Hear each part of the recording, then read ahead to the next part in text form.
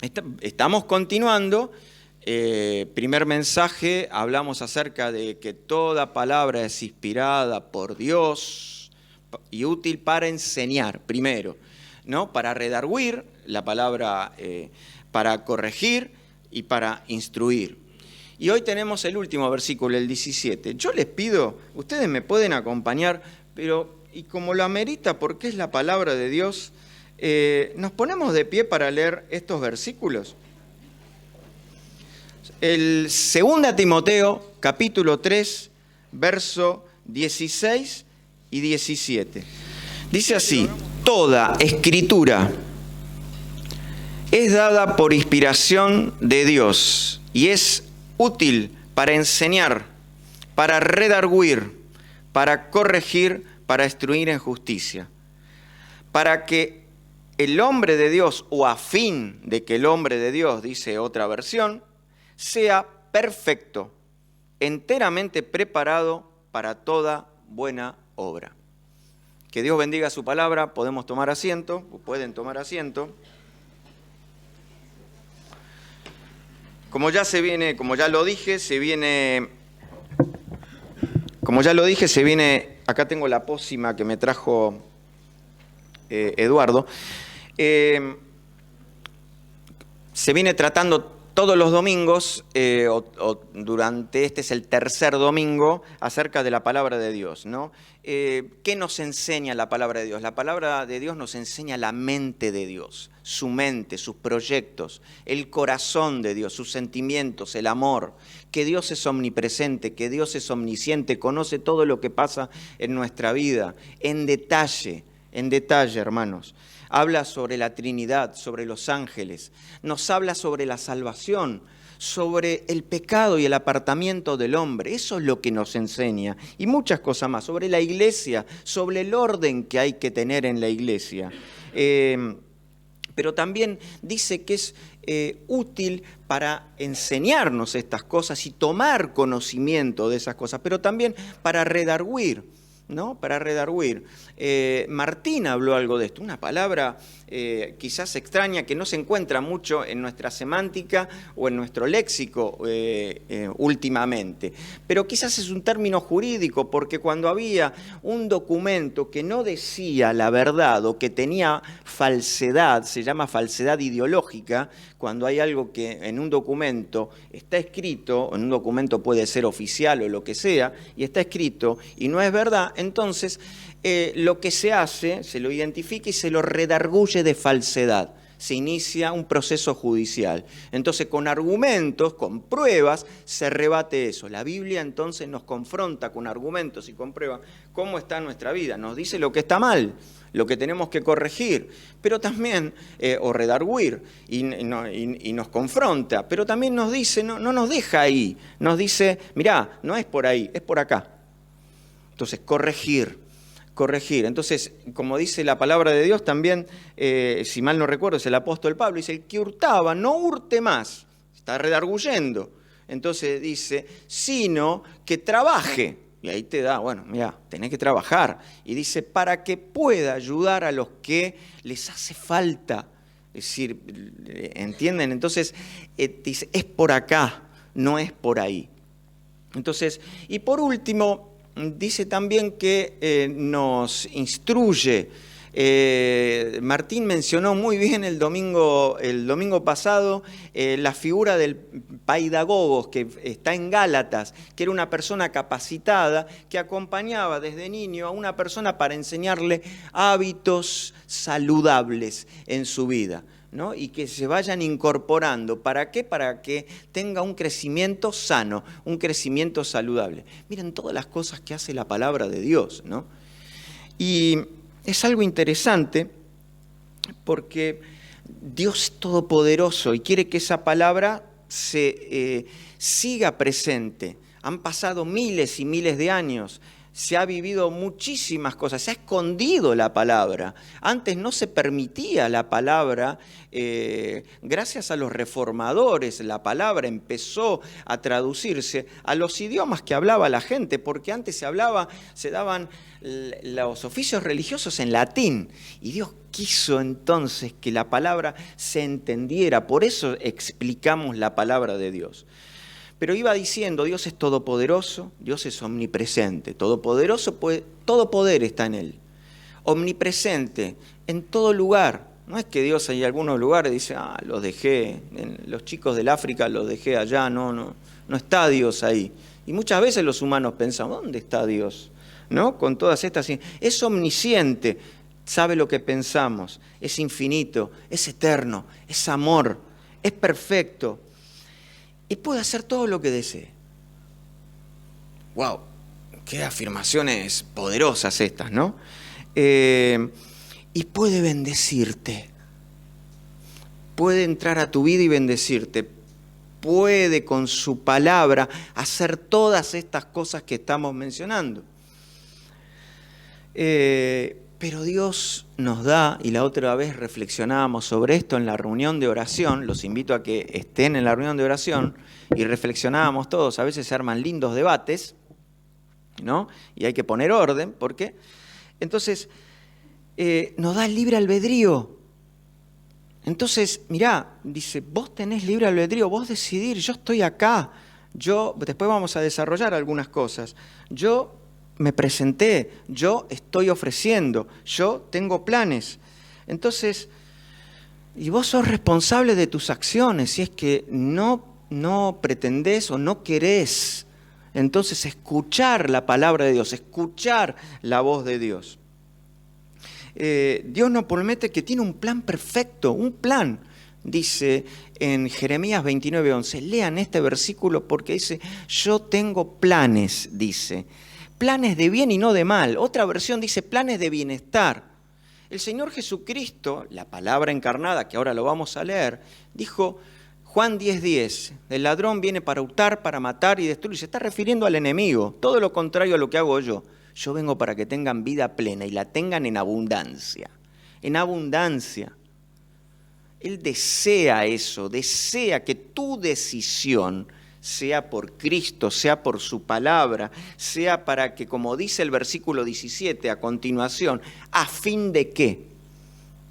Y ahora vamos a explicar esto. Entonces, fíjense algo, ¿por qué entonces no se plasma estos planes de bien, Jeremías 29:11, estos planes de bienestar en la vida de todos nosotros? ¿Por qué algunos creyentes, como decía el apóstol, dice, les di alimento sólido, ya tendrían que estar comiendo alimento sólido como un niño, como un niño ya desarrollado, y todavía siguen bebiendo la leche espiritual, dice. No se han desarrollado. ¿Qué les ha pasado? ¿Se han quedado ahí? Entonces Juan 18:37 dice, para esto nací y para esto vine a este mundo. El Señor Jesús lo dice, para dar testimonio de la verdad.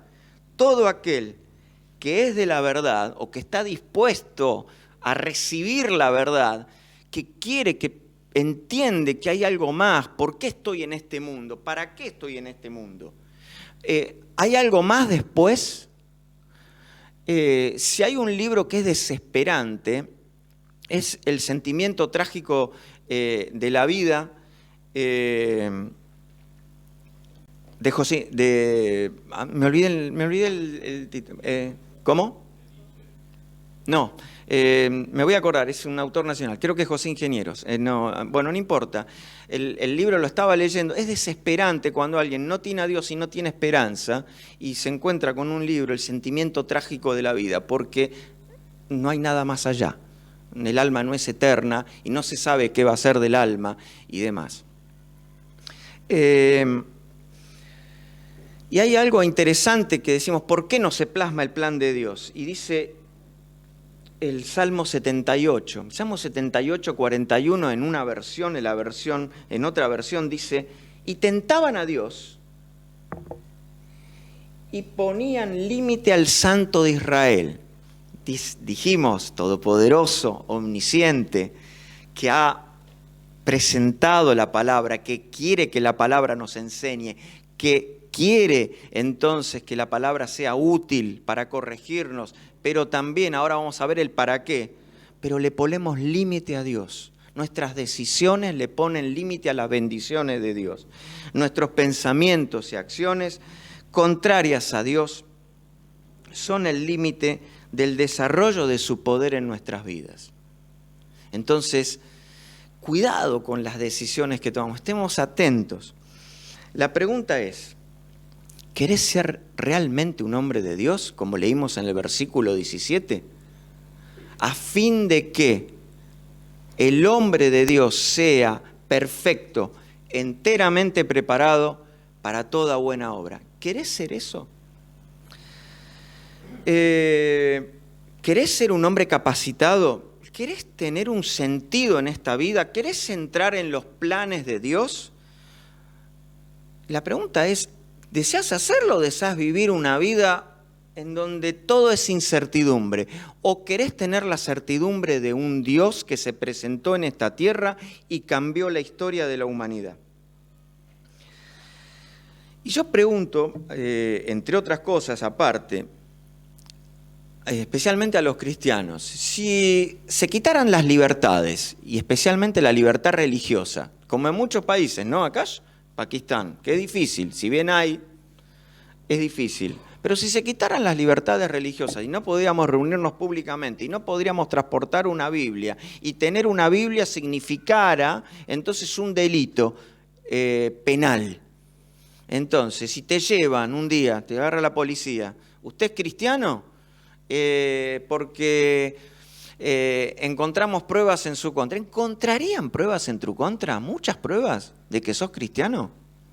Saldrían testigos y dirían, lo encontré predicando en una plaza, lo encontré repartiendo folletos, o dicen, no, la verdad que no hay pruebas en su contra y el juez no, por falta de mérito nos libera. Entonces, ¿cómo está nuestra vida en ese sentido? Nos conmueven personas que a veces vemos en algún lugar, nos conmueven nuestros vecinos que quizás tienen problemas y encontrarían, ojalá que encuentren un montón de pruebas, ¿no? Ojalá que encuentren un montón de pruebas. Encontramos folletería en tu casa, folletería en tus bolsillos, en todos lados, y te vimos predicando a una persona en un colectivo, hay testigos. Ojalá sea así. Bueno, vamos al análisis de este versículo. ¿A fin de qué? ¿A fin de qué? Viene diciendo el versículo 17, a fin de que el hombre de Dios, el propósito. El griego habla del propósito, el para qué. ¿Por qué toda escritura es inspirada por Dios? Porque no escribió Dios con su dedo. Yo recuerdo Daniel, cuando estaba el rey Belsasar, escribió en la pared al rey Belsasar que estaba cometiendo un sacrilegio. Había tomado las copas de oro y entonces dice, mene, mene, tekel upharsin, escribió. ¿Qué significa eso? Decía, Dios ha pesado tu vida, dice, y hoy será juzgado. No le escribió Dios la palabra, utilizó personas inspiradas por Dios para hacerlo. Y la preservó durante miles y miles de años para que la tengamos hoy nosotros acá en distintas traducciones.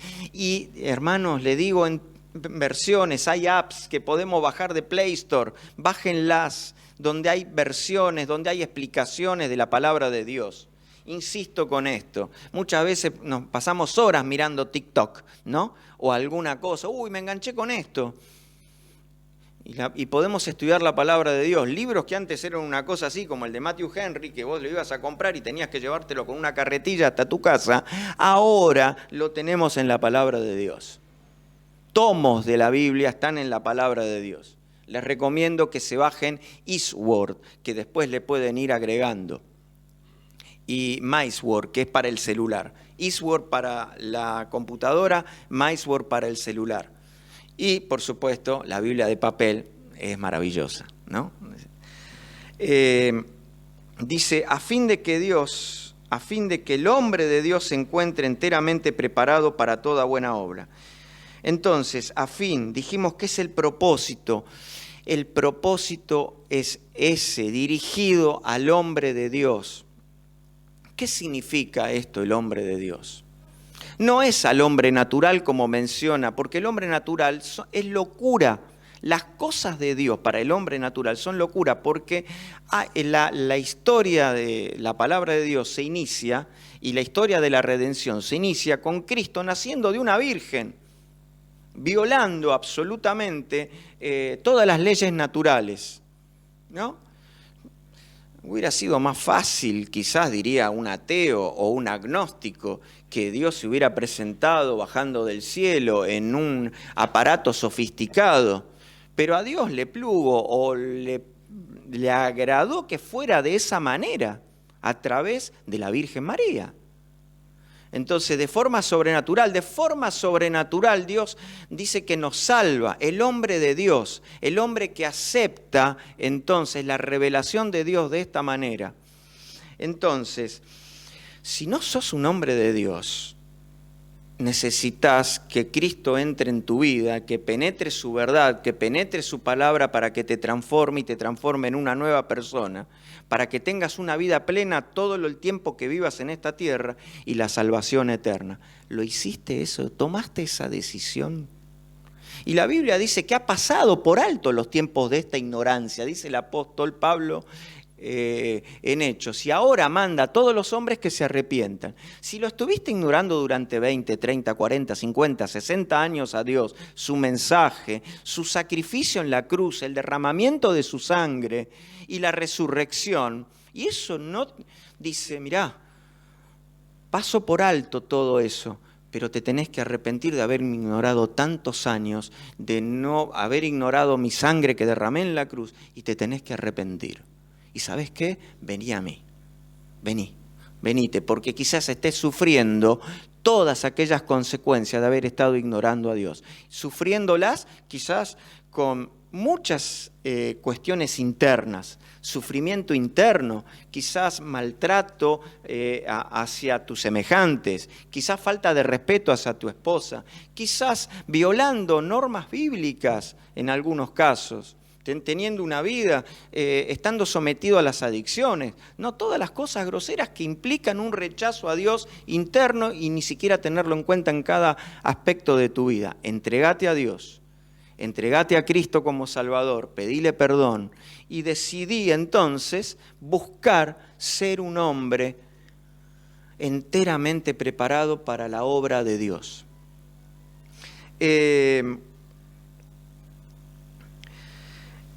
Dios consideró que fuera. Hay una historia que es muy interesante. Hay un filósofo, escritor que se llamó Voltaire, que era francés, perteneció a la Ilustración. Fue el antecesor, por así decir, se llamaba ilustrados a todos los filósofos que, tomaron la razón y analizaron las cosas desde un punto de vista de la razón. Y estos fueron los antecesores de la Revolución Francesa. Hubo tres, que fueron, Voltaire fue uno de ellos, hubo muchos. Después el otro fue Jean-Jacques Rousseau y el otro fue Montesquieu. Montesquieu escribió El espíritu de las leyes, Jean-Jacques Rousseau escribió El contrato social, que fueron todos los fundamentos para la Revolución Francesa y el mundo contemporáneo. Voltaire fue un escritor era ateo, sus escritos lo llevaron a la cárcel varias veces porque era muy irónico y tenía especial bronca y odio contra la aristocracia, contra la religión y demás. Él hizo una predicción, dijo que a partir de ese momento en el cual él vivía y 100 años después, la Biblia iba a desaparecer, no iba a ser más. La Biblia, después, él murió. Bueno, nos acordamos de Voltaire en algunos de sus libros, escribió Edipo, escribió un libro que se llamó Fanatismo o Mahoma, y entre otros, esas son sus obras más importantes.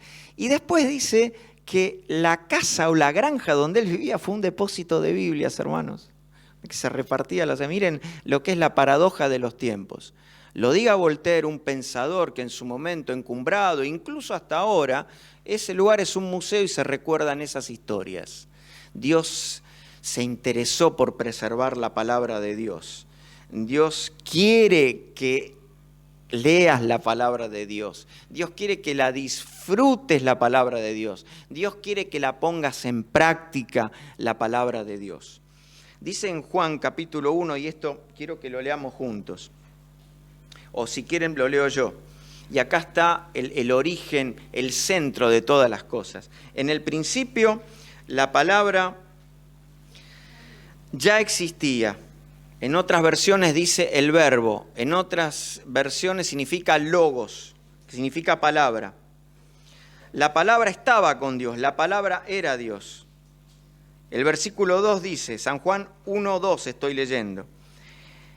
Él, que es la palabra en el principio, con Dios. Dios creó todas las cosas por medio de Él. Nada fue creado sin Él. Ya no me pongo los anteojos. La palabra le dio vida a todo lo creado y su vida trajo luz a todos. Y después el versículo 14. Entonces la palabra, el verbo, el logos, dice, se hizo hombre y vino a vivir entre nosotros. Estaba lleno de amor y de fidelidad y hemos visto su gloria, la gloria como del Hijo unigénito del Padre. Esto es increíble. La palabra, el logos, para la filosofía griega, Heráclito en el siglo V a.C., decía que el logos era todo aquello, el motor que permitía que las cosas vivieran. Después esto se trasladó a la filosofía griega y fue, por así decir, la base de la filosofía griega, tanto en Sócrates, en Platón, en Aristóteles. Ellos decían, Platón decía que el verbo era el principio de todas las cosas, era aquello que nos hacía comprender todas las cosas y era aquello que nos daba, si profundizábamos en él, una cosmovisión del mundo. Y Platón dijo en un momento, es lo que nos acerca a lo divino. Entonces, Juan, con algo revolucionario, inspirado por Dios, nos dice, ¿saben qué?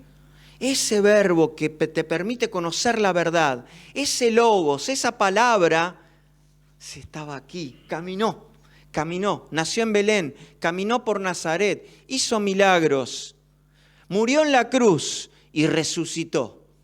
Acá está, no lo busquen más, no lo busquen en la razón, no lo busquen en otro lado.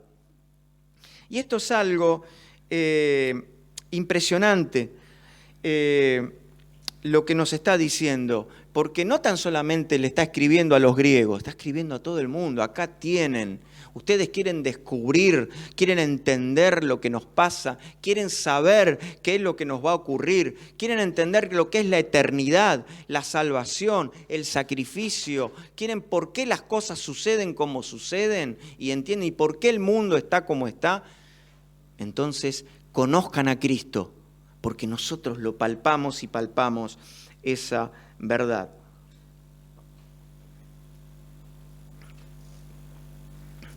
Entonces, y continuando y para tratar de abreviar un poco más, la palabra de Dios, esa que es inspirada y que después se trasladó en el canon y que después el apóstol Pablo le dice a Timoteo que ha sabido las sagradas escrituras, entonces estaba encarnada en Cristo. Dios dijo, no me es suficiente, ¿no? Yo me imagino aquel momento en que Dios estaba elaborando el plan. ¿Cómo es la manera en la cual el hombre puede llegar a comprender mi palabra? Encarnándola. Si alguien quiere saber cómo es Dios, cómo es su mente, cómo es el trato con las personas, cómo es el trato con los niños, cómo es tiene que mirar a Cristo. Y no tan solamente tiene que mirar a Cristo, tiene que encarnar a Cristo. Hay un versículo que mencionó también Darío en este caso, porque lo mencioné a Martín y después Darío se me va a poner celoso. Dice, porque la palabra de Dios es viva y eficaz y más penetrante que espada de dos filos, dice, la cual penetra hasta partir el alma, el espíritu y los tuétanos. Cuerpo, alma y espíritu, ser tripartito, ser tripartito. No somos bipartitos, no somos cuerpo y alma. La parte espiritual se habilita cuando Cristo y su palabra se encarnan en nosotros, cuando reconocemos a Cristo como Salvador y Señor de nuestras vidas. Entonces, fíjense algo interesante, penetrar hasta los tuétanos, es penetrar hasta los huesos. Penetra hasta ahí, hasta los huesos. Si no penetra hasta allí, hasta lo profundo de nuestro ser, la palabra no hace mella. La palabra no tiene efecto. Si los cristianos no nos dejamos influenciar, enseñar, redarguir, corregir, no hace mella. Entonces, cuando le está hablando, querés ser un verdadero hombre de Dios, el salmista no decía, el Salmo 23, Jehová es el pastor. En lugares de dedicados pastos te va a hacer descansar. Junto a aguas de reposo te pastoreará, confortará tu alma. Él dijo, es mí, lo hizo propio. Tenés que hacerlo tu Señor, tenés que hacer lo que te guíe. Y hay varias cosas que una oveja tiene claro, o la oveja de Dios tenemos que tener claro, o los cristianos. El principio de autoridad. El pastor era el que mandaba.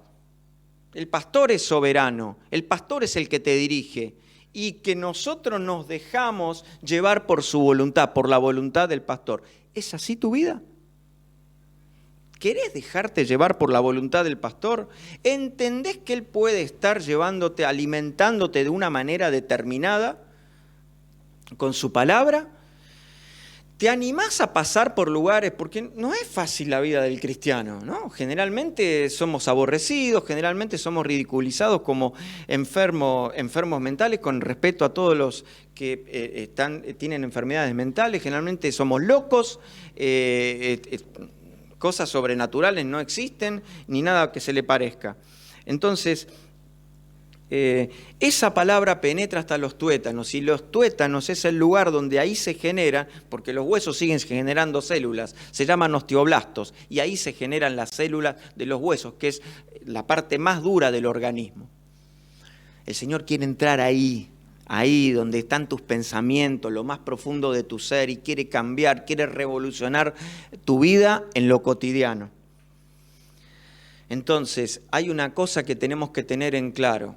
No busquemos, Platón decía, tenemos que ir para arriba y dejar todo lo que está acá. No, dejá, Cristo ya vino.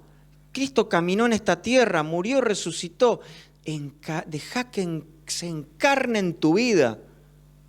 Llévalo a la fábrica, llévalo al negocio, llévalo a la facultad, llévalo a tu casa. Llévalo a tu casa como dice la palabra de Dios. El matrimonio tiene que ser un reflejo de la relación entre Cristo y la iglesia. Dice que el hombre tiene que santificar a la iglesia, purificarla para presentársela gloriosa. ¿Te preocupás por tu esposa?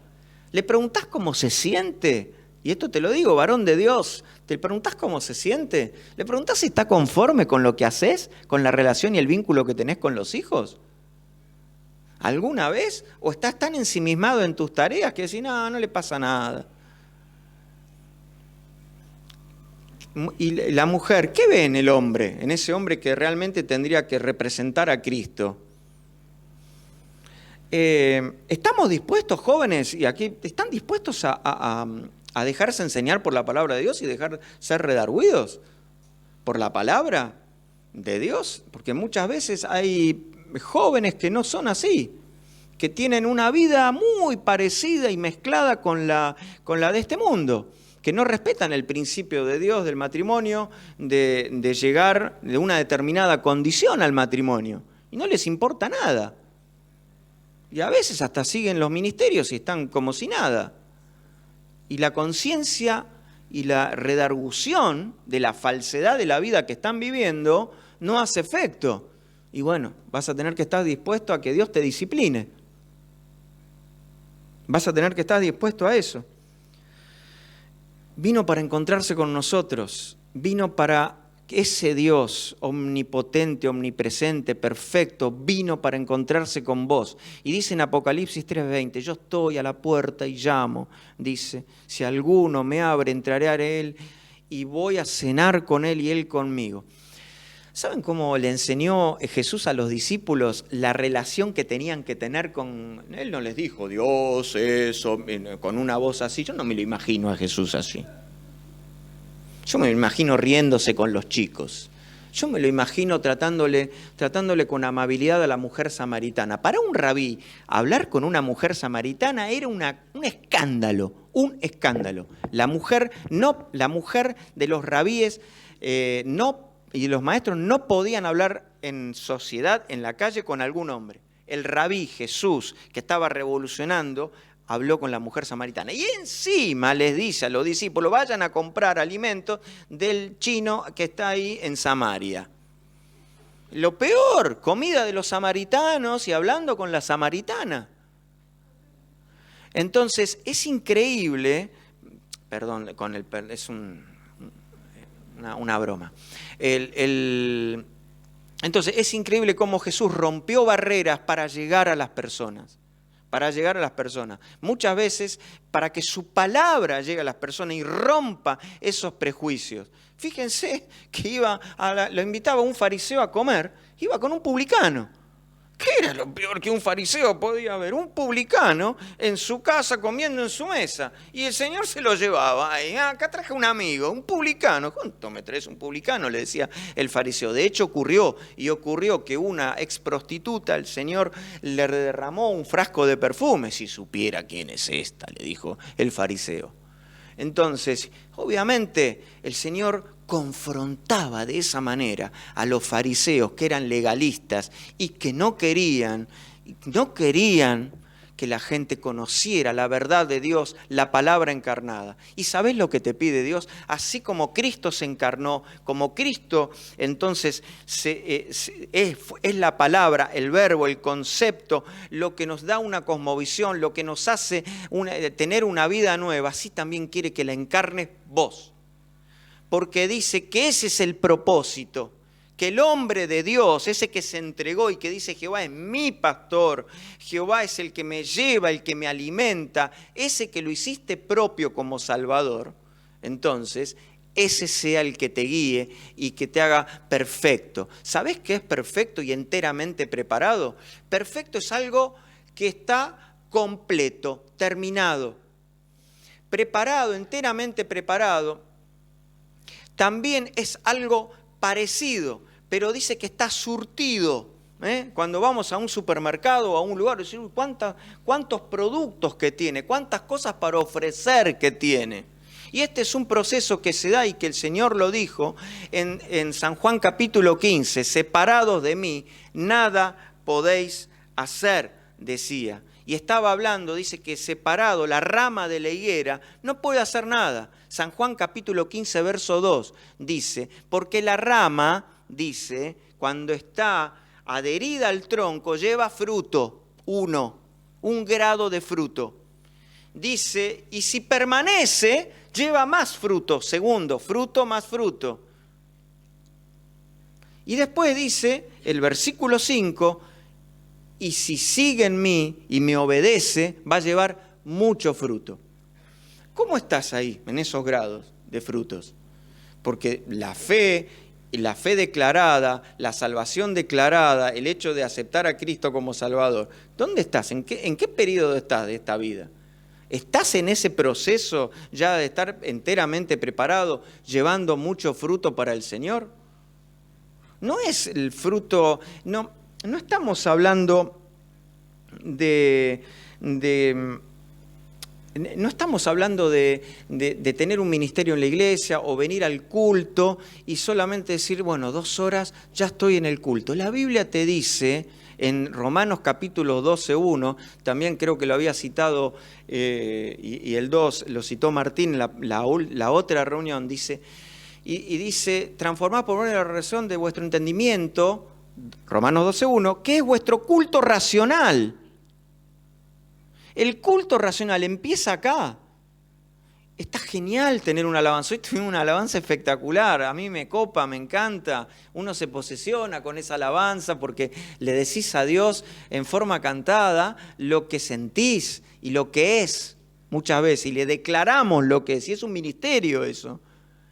Pero el culto empieza acá, en nuestro corazón, entregándole a Él toda nuestra vida, entregándole desde la mañana, Señor, hoy tengo una tarea difícil con una persona, con mi jefe, y voy a tener una charla complicada, incómoda quizás en algún momento. ¿Me ayudás? Vos lo prometiste. Y si después te agarra ansiedad, volvé a repetírsela. Señor, estoy ansioso, pero hoy oré a vos y te pido que me ayudes. Ese poder sobrenatural lo quiero en mí. Tu culto racional. El culto racional, el culto de entrega, el negocio, la casa, tu esposa, tus hijos, la relación, los vínculos. Sanar las heridas. Sanar las heridas que sufriste quizás por abuso o que estás sufriendo quizás por violencia de género, por lo que sea. Dios puede curar y sanar las heridas. Miren lo que dice la psicología, que el primer paso es poner en palabras. Entonces, poner en palabras frente a un profesional en una psicoterapia.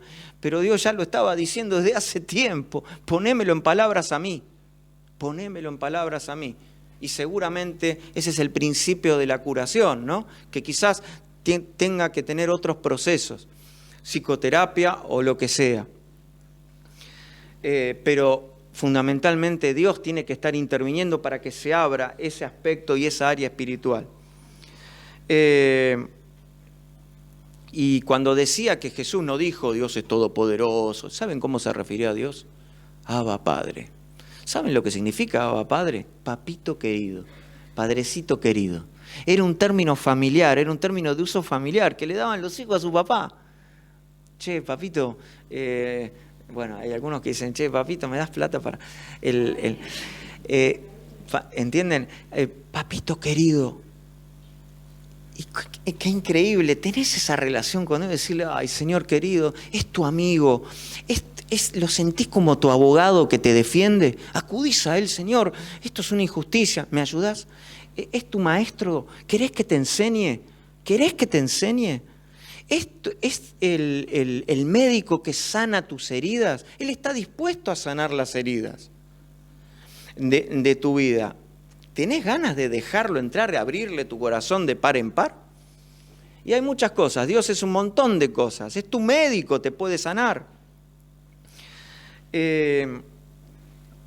Y por supuesto, ese hombre que el propósito de Dios es ese hombre que es completo, que es perfecto, ya completo. ¿Por qué? Porque terminó el proceso que Dios quiere que tenga. Está enteramente preparado, pertrechado. Es un soldado que tiene toda la mochila para salir a la pelea, ¿no? Y dice, preparados para toda buena obra. Y con esto ya podemos ir terminando. Cuando está hablando también de completo, de perfecto, es calificado, ¿no? Apto. Que ya tiene, por así decirlo, un buen currículum. Una persona no puede ejercer la medicina si no está recibida y no tiene el título y por lo menos hizo las prácticas. Seguramente se va a equivocar. Entonces, y cuando el término que es calificado, que es enteramente preparado, se habla de un cumplimiento de días, en Hechos 21, si mal no recuerdo, 5. En Hechos 21, 5, cumplido estos días, hay que cumplir una determinada carrera y una determinada preparación que tiene que ser, por supuesto, consciente de parte nuestro y guiada por la palabra de Dios.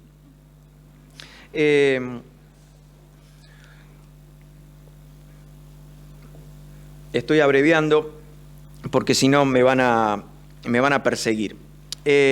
Acá habla de toda buena obra.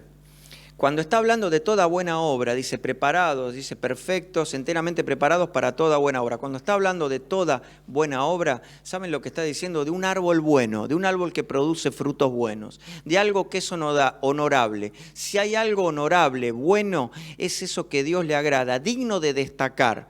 La palabra de Dios no produce cosas que no son dignas de destacar, cosas que tenemos que esconder. La palabra de Dios produce cosas que son dignas de ser consideradas, de ser dichas, de ser expuestas, no escondidas. Y cuando habla de toda buena obra, dice que la buena obra es aquella que Dios preparó de antemano. ¿Saben ese versículo de Efesios lo que significa? A mí me encanta. Acá tenemos una artista que es Graciela, que hace pinturas y demás. Es una obra maestra.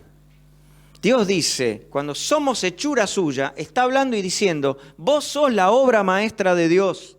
Vos sos la obra maestra de Dios. Y sos creado para buenas obras.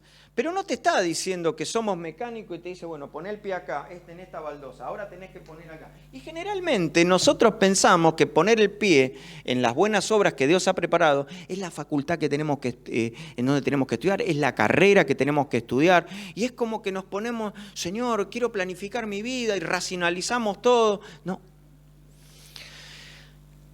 Preparado de antemano para toda buena obra, dice, que Dios ha preparado de antemano. ¿Sabes qué? Primero intensifica tu relación con Dios. Decile, papito querido, ten esa relación íntima, ten esa relación perfecta con Dios. Y Dios te va a ir llevando por el camino y te va a ir mostrando, acompañado de Él, las baldosas que tenés que ir pisando. Pero no racionalices, déjate llevar por la fe en Dios. Déjate llevar por la fe en Dios. Eso es el principio, el espíritu, ¿no? De lo que dice este versículo. Y acá me encanta un comentario que habla sobre este versículo y que dice, tomen todas las tareas que tienen que hacer todos los días, el trabajo ordinario, que ya lo mencioné, ¿no? El verdadero culto a ofrecerle a Dios nuestra vida es nuestra vida cotidiana, no algo que hay que hacer en la iglesia, sino algo que ve todo el mundo, porque somos el templo de Dios vivo. Uno puede decir, voy a la iglesia a dar culto a Dios, pero debería decir, voy a la fábrica a dar culto a Dios. Voy a la oficina, a la escuela, al garaje, a lo que sea, al astillero, donde trabajo, donde estoy, ¿no? Como decía el apóstol. Sigan mi ejemplo, ¿no? El ejemplo de Dios. Por último, y con esto ya terminamos y vamos a dar la conclusión. Recordemos que Dios nos dice que en el capítulo 2 Timoteo, capítulo 3, que habla de que en los postreros tiempos van a venir momentos peligrosos. Y entonces es por eso que tenemos que estar aferrados a la palabra de Dios, que tenemos que tener conciencia de eso. Pero no tiene un sentido negativo este versículo, no tiene un sentido negativo. ¿Saben qué sentido tiene? Tiene un sentido absolutamente positivo.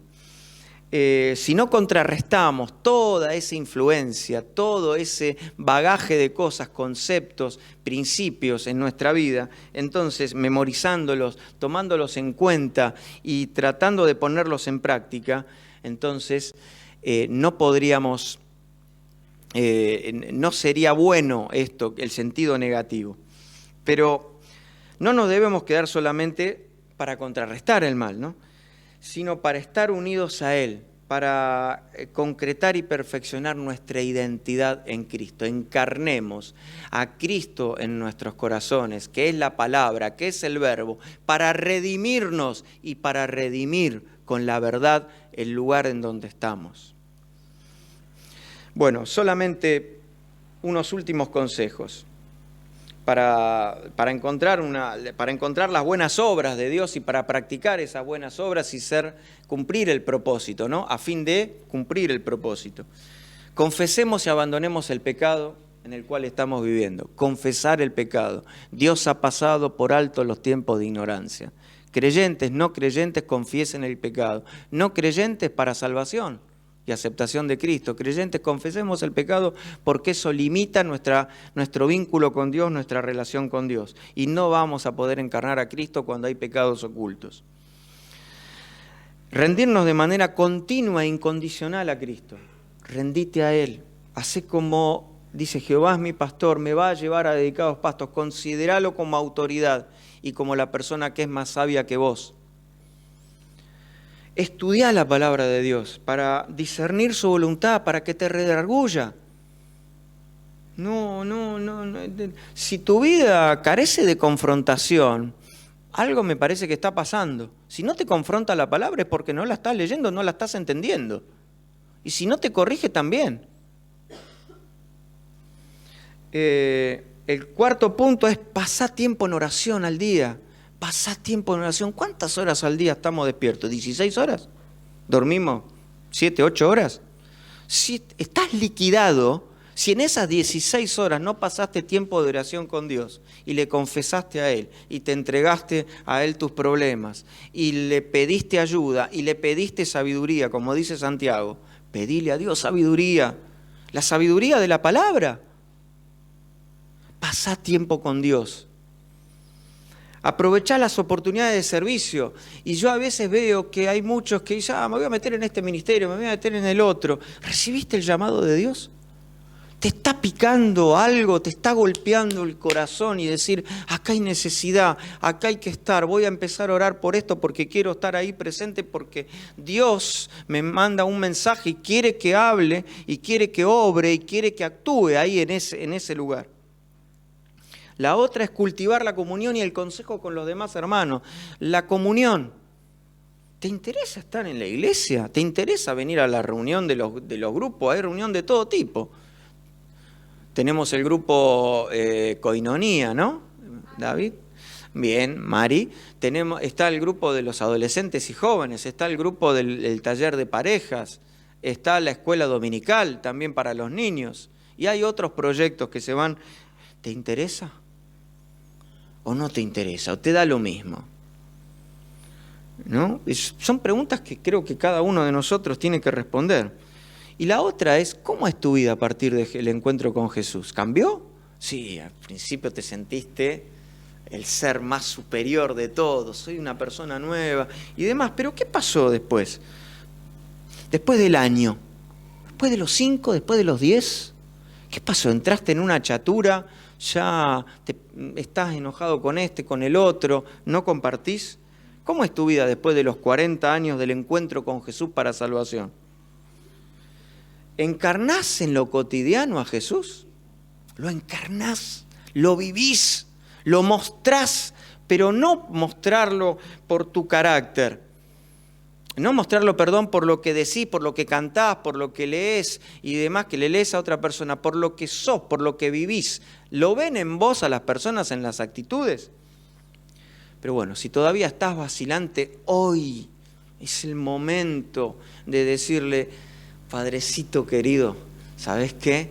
Antes te trataba, no sé, eras distante, ahora quiero que entres acá, que penetres hasta lo profundo y que explote tu vida en mí y que la encarne realmente. Y que no sea en un culto cerrando los ojos, levantando las manos, que estaría bien, pero que sea en la calle, como lo hizo Jesús. Así que este es el propósito, el para qué. El qué ya lo vimos los otros, el para qué es que el hombre de Dios sea perfecto, preparado para toda buena obra de Dios. Que así sea.